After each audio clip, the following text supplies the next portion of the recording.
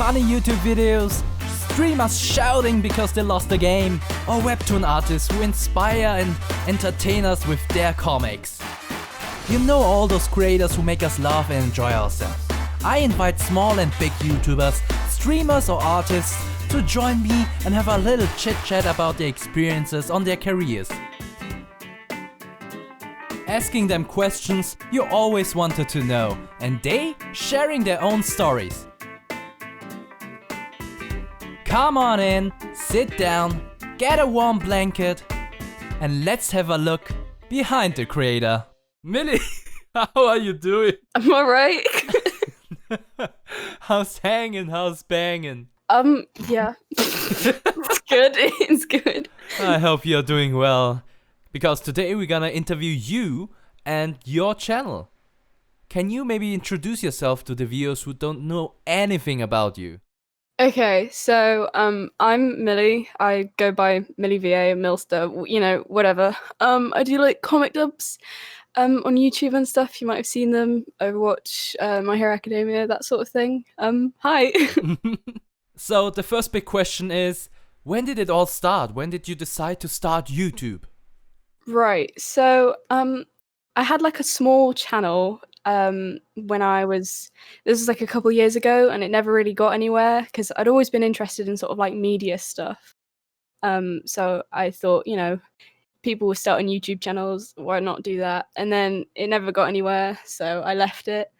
And then I made my current one a couple years ago when I started getting into Overwatch more, and I'd seen loads of people do comic dubs on that, and that was something I was really interested in because I like to do voice acting. I think that's something that really interested me, so I just sort of gave it a go, and it got some traction. So Same. Here we are. But how did it get traction? Did you share it on Instagram or anything, or on any social media? Was the daddy YouTube algorithm your friend? So I didn't really do any like advertisements or anything. I just sort of left it because it was something I enjoyed doing, and I wasn't really bothered if it got attention or not. Like, it was cool if it did get views. Like, that's, you know, that's great. That's just a bonus, but it was never about that. So yeah, I suppose it was my friend.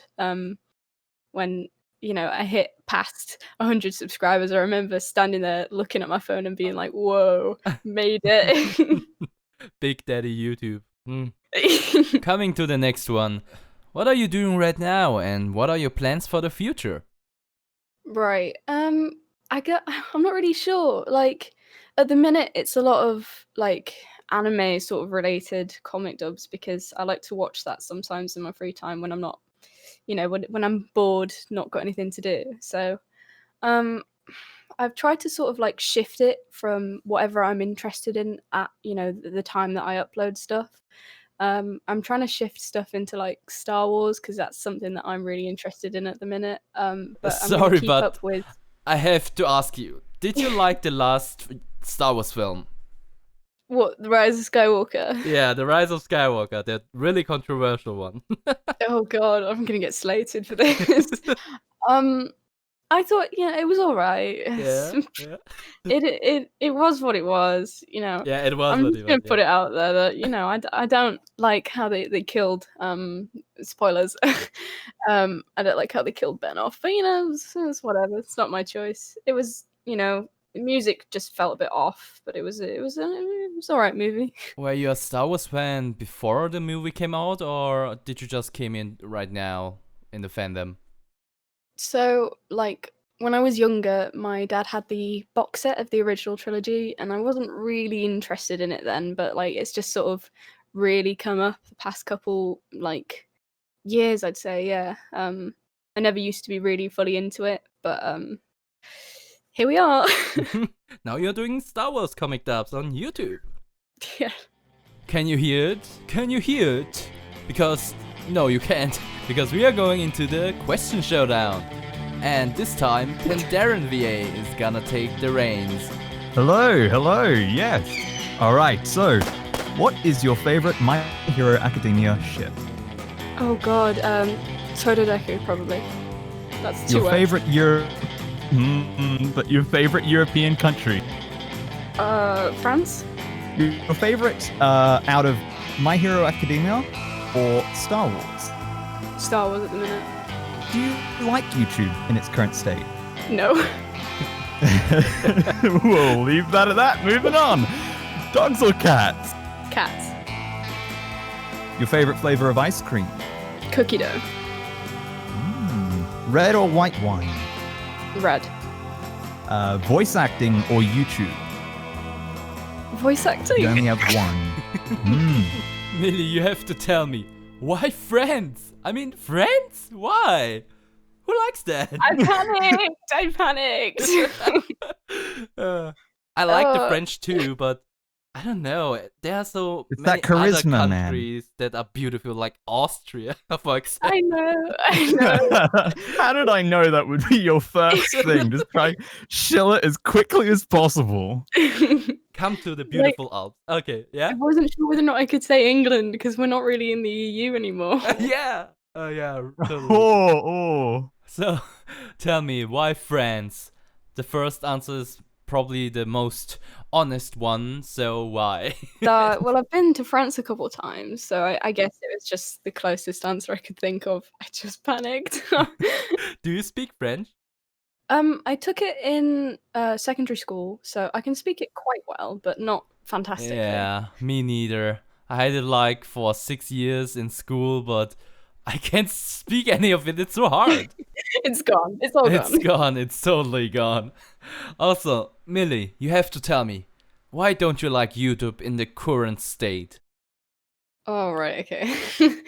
I'm not really like fond of where it is like advertisement wise. Like I said, I'm not like concerned like at the financial state of like making videos. Like that just never really concerned me. Like if I make money out of it, then that's fine. You know, that's always a bonus. But like where it is at the minute with monetization's really it's tricky. I'm not really sure how to describe it. It's an interesting one. I know, it's a really tricky one because so many people get demonetized nowadays and most of them don't even know why, and it's just like no money for you.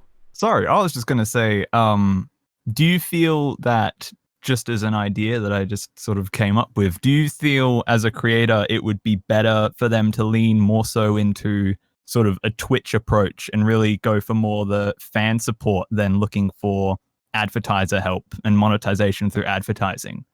Ooh. I'm not Would you sure. would you think, I know that's a heavy question, but would you think that would be a better direction? Well, I'm not really familiar with like how the Twitch sort of platform works with its creators and stuff like that. So I don't know. I think it would be better for YouTube to go in a direction that talks to people instead of just doing what's best for advertisement, if that makes sense. Like if it actually communicates with its creators, I think that would be beneficial for everybody involved. For sure. So is that the reason why you choose voice acting over YouTube? Okay, so YouTube for me is, I don't think it's a bit sad, but I don't think it's going anywhere. Like I'm not going to use it like future, you know, like millions and millions of subs, you know, that'd be nice, but I've got to be realistic about stuff, and I don't know, I think I'll just I'd prefer voice acting because it's something that I could see career-wise going, and you know, YouTube for me at the minute is literally just a hobby. So You'd say you'd see it more as like a platform then to be able to do voice acting and things you love than like the thing that you're chasing after. Like I don't think my end goal is to just be a YouTuber. Like I think that's very, you know, grasping at straws. Like people who do get that job, like congrats to them, but like for like quite a small-ish channel as it is at the minute, like financially, like if I'm gonna try and buy a place somewhere, like it's not gonna keep me up in terms of money wise. So I'd rather have something that I know is going to be stable, because the way the advertisement is at the minute, it's really not. For sure. Along the way to your, I think, 20,000 subscribers right now, did you had any hard experiences or failures or any drama on your channel? I try to keep to my corner of the internet because I feel safe in my own company. and I don't really like a lot of drama, but somehow it still finds me somehow. It's brilliant. Like people who you work with or something else? Yeah, so I'm in a couple projects that I voice act in other people's channels and stuff because I enjoy doing that, and that's something that's just comes to me easy. But I've had a few problems with like cast members and stuff, so that's really fun. So we're looking for drama, or what was the problem with it? They were being very creepy towards me. Creepy, oh my god. Yeah, yeah, Ooh, okay.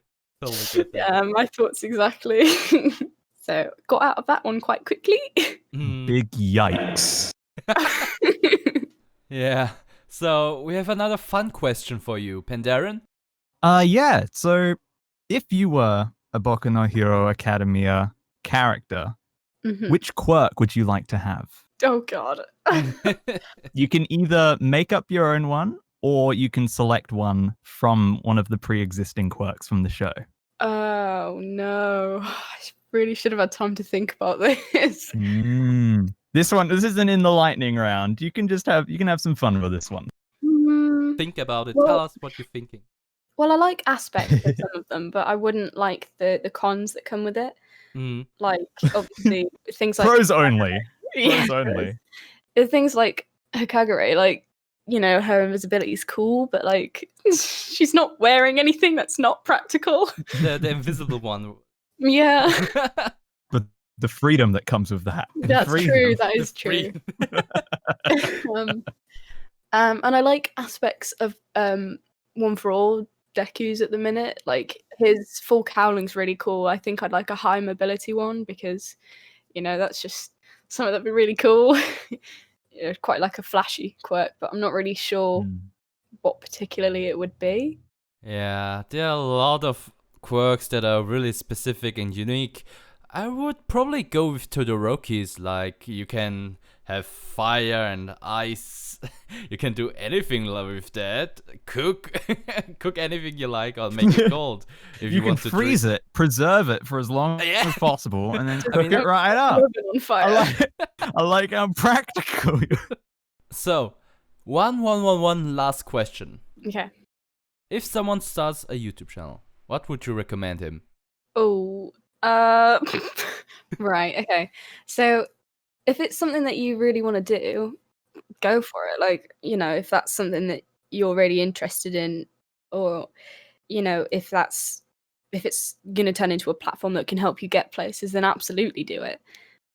But the only thing I would say is don't invest too much like money into it at the start, because I really haven't, like, because obviously where I am in life at the minute, there isn't a lot spare money to go around to like hobbies and stuff, which is completely fine. But like, all I'm saying is that at the start, if it's not something that you're sure is going to take you places, just be careful on what you spend, and don't invest too much in it if you're not sure that it's going to go anywhere. So if you want to do it as a hobby, go for it.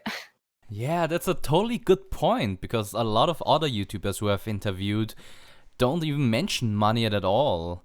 Like, you have money to spend at the beginning to maybe get a mic or something else, Life is about money, capitalism, and everything. This about podcast that. took a very sharp turn, a very political angle that I'm not okay with. Okay, let's forget about that. So, I think that's it. Do you have any questions, Pandaren? No, it's just been a pleasure getting to hear your opinions on all sorts of things like the platform and so on. Cool. So thank you very much for coming, and we hope we'll hear something from you very soon again. Yeah, thanks for having me. It was really nice.